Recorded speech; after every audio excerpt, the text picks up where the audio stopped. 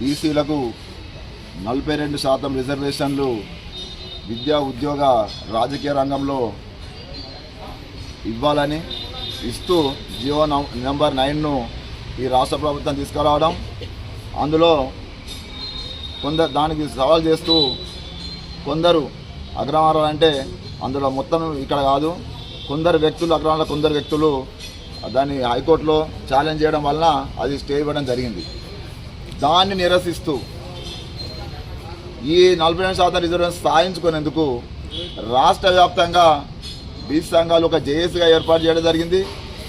ఆ జేఏసీ ఏర్పాటు చేసి ఈ డిమాండ్ను యావత్ తెలంగాణ కాకుండా యావత్ భారతదేశ దృష్టికి ఆకర్షించేందుకు తెలియజేసేందుకే ఈ నెల 18న రాష్ట్ర బంద్కు రాష్ట్ర జేఏసీ పిలుపునివ్వడం జరిగింది. ఆ రాష్ట్ర బంద్ను విజయవంతం చేసే క్రమంలో ఈరోజు ఇక్కడ సన్నాహక సమావేశం ఏర్పాటు చేయడం అనేది. ఈ సన్నాహక సమావేశంలో బీసీ సంఘాలు అదేవిధంగా అన్ని దళిత సంఘాలు ఇందులో రాజకీయ పార్టీ ఇందులో పాల్గొనడం జరిగింది.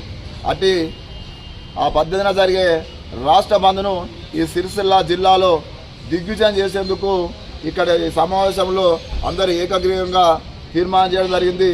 అందులో మేము ఈ సందర్భంగా రాజన్న సిరిసిల్ల జిల్లా సంబంధించిన ఆర్టీసీ డిపోలకు, ఆర్టీసీ యాజమాన్యానికి, అదేవిధంగా ప్రభుత్వ ప్రైవేటు విద్యా సంస్థలకు, అదేవిధంగా హోటల్స్కు, అన్ని వ్యాపార సంస్థలకు మేము ఈ సిరిసిల్ల ఈ మీటింగ్ ద్వారా మేము తెలియజేస్తూ ఉన్నాం.